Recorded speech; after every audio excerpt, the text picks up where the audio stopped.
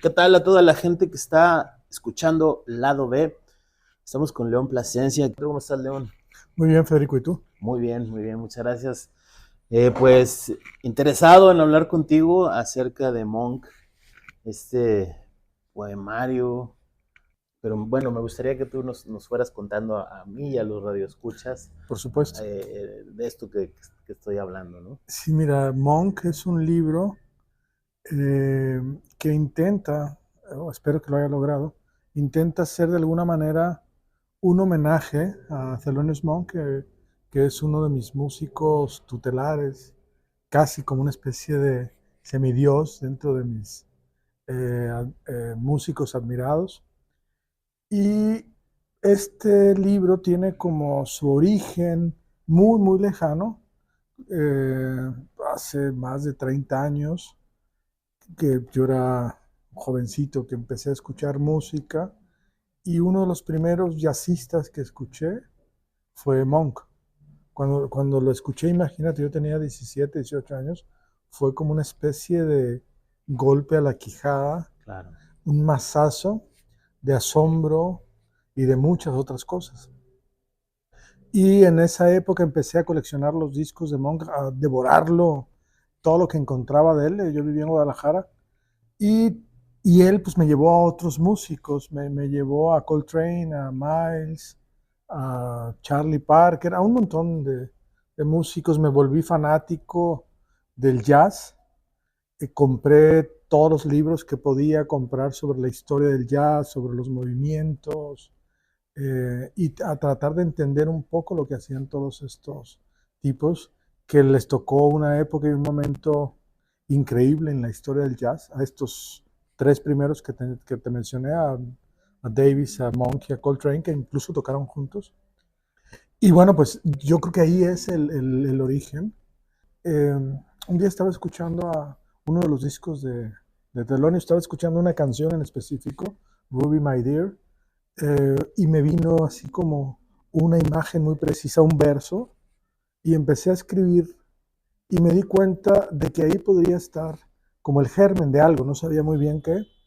Bueno, pues fui armando poco a poco el libro, lo pensé como dijiste tú, lo pensé como una especie de disco con 7 tracks, en donde cada track es como una especie de movimiento musical completamente distinto al otro, siguiendo un poco las pautas en las que trabajaba Monk. Tú escuchas los discos de él y hay ocasiones que una pieza no se parece a la otra y a la siguiente, pero si lo piensas en su conjunto, hay cierto orden y cierta lógica casi matemática. Entonces eso más o menos fue lo que quise hacer con este libro. Eh, Me pregunté qué pensaría Monk, cuáles son sus pensamientos, y tú sabes que hasta la fecha todavía no se sabe muy bien qué enfermedad mental o qué condición mental tenía. Algunos dicen que era esquizofrenia Ujú, por ujú. ciertas cosas que hacía, algunos otros que tenía estados bipolares muy profundos, Sí. algunos otros hablan de cierto Asperger, algunos otros dicen que tenía autismo. Es decir, cuando lo escuchas te das cuenta de que hay algo más allá de una normalidad, ¿no? Creo que su música tiene que ver mucho con la matemática también. Hay procesos mentales muy matemáticos en su música. Y pues traté un poco de mostrar todas esas cosas en el libro. Y también quise, Mónica fue la mecenas de muchísimos músicos de jazz. Entonces traté de preguntarme qué pensarían ellos también de Monk y también críticos musicales. Pero en relación a los críticos hice como una especie de trampa, un juego, porque mientras estaba escribiendo Monk, pues de pronto leía cosas que no tenían nada que ver con la vida de él, ni con su música, ni lo que habían escrito los críticos. De pronto estaba leyendo un libro de neurociencias o un libro de poemas o qué sé yo, que no tenía nada que ver con Monk, y agarraba estos textos, una especie de apropiación, y los desconfiguraba para volverlos poemas y que pareciera que en ellos o hablaban algún crítico o hablaba el propio Monk. Cuando hablas de procesos matemáticos en la música de Thelonious Monk, ¿podrías profundizar un poco más en ello? Hay una estructura matemática que se llama Fibonacci, Ujú. donde tú creas una melodía y luego el siguiente paso o una frase, la siguiente estructura repite la primera y hace otra. Y luego la siguiente estructura va repitiendo como las melodías anteriores. Un poco de eso hacía Monk. Ujú. Trabajaba a veces, hay algunas piezas que se nota que tiene estructura Fibonacci. Ok. Eh, y trabaja también por repeticiones, que bueno, las repeticiones tú sabes que tienen que ver también con las matemáticas. Trabaja con ciertas repeticiones, con ciertas estructuras que, que tienen que ver con procesos mentales muy profundos, ¿no? ¿Cómo ir armando estos tracks? Digo, ya me hablaste un Ujú. poco, pero ¿cuál era el proceso que seguías para poder armar, decir, Sí. aquí termina uno, aquí inicia el otro"? Trabajé con dos cosas. Una, la intuición, siempre Ujú. es importante Claro. trabajar con intuición. Y la otra tenía un plan más o menos, voy a usar una palabra que no sé si sea la adecuada, más o menos vago. Ujú. Es decir, tenía como ciertas notas o ciertos apuntes que decían, este track tiene que ser sobre determinada cosa, este track sobre determinada cosa, aunque después me lo salté, hice otras, Ujú. pero sí estaba muy interesado, porque es parte de mis intereses como escritor, de abordar la enfermedad. Sí. Casi todos mis libros abordan sobre distintos procesos, sobre distintas cuestiones mentales, sobre la enfermedad en general, y me apasionaba y me entusiasmaba muchísimo Monk, ver a este personaje que de pronto parece un fantasma, ¿vale? Cuando está tocando. Hay un video que no sé si lo conoces, si no lo conoces te lo recomiendo que le eches un ojo. Está en YouTube, es muy fácil de encontrar. Ok. Donde está piano, bajo, batería, creo que son tres o cuatro, no me acuerdo si son tres o cuatro músicos. Y todos están trabajando con un mismo acorde, una melodía. Y está en primer plano Monk. Y de pronto está como metido él en sus procesos mentales, pero está siguiendo. Y de pronto para y ves a los otros tres músicos sorprendidos. Estaban en una parte de improvisación y los ves que voltean a ver a Monk porque no saben para dónde va. Él se para, o sea, deja de tocar y además se para y se va, no, si mal no recuerdo, se va como al fondo, a una esquina y empieza a hablar solo, a decir algo. Y pues los otros siguen. Ya que se dieron cuenta que no está, pues siguen con la melodía, vuelven a entrar a la melodía, continúan y no sé cuántos minutos pasan y regresa otra vez Monk, se sienta al piano y es increíble lo que hace. Vuelve al momento en donde cortó ves cómo los otros músicos entran otra vez en el discurso de Monk. Ese tipo de cosas que hacía es impresionante. Digo, los músicos de jazz son tipos casi que tienen como un estado de genialidad impresionante para volver otra vez con el mismo acorde.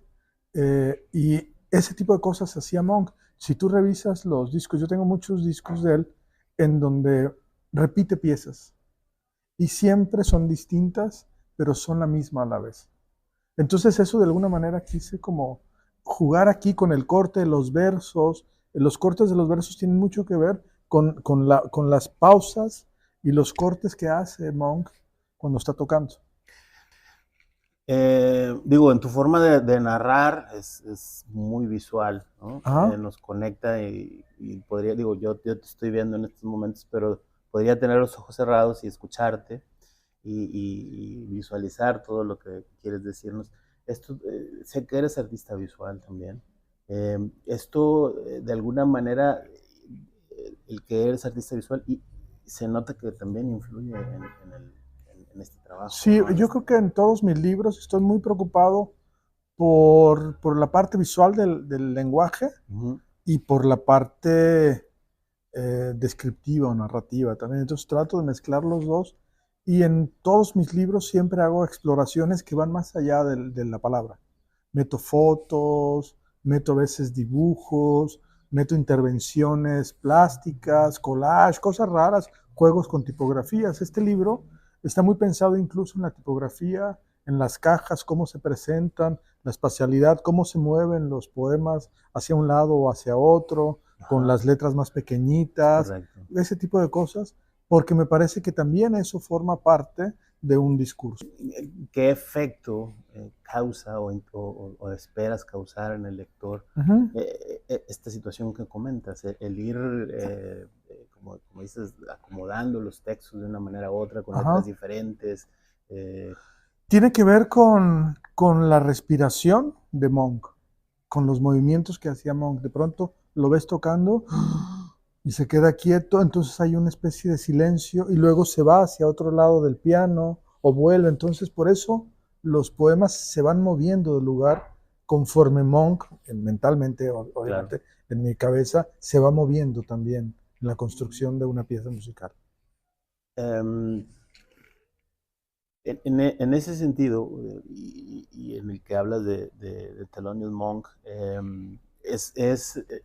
representar a través de todos estos textos, desde el acomodo, desde las pausas, em, la figura obviamente de él, pero voy al ritmo, pues, al Ujú. ritmo de la escritura, ¿no? En que puedes hablar con un narrador, con un novelista y dice, no, pues yo quería que fuera un ritmo trepidante, ¿no? Sí.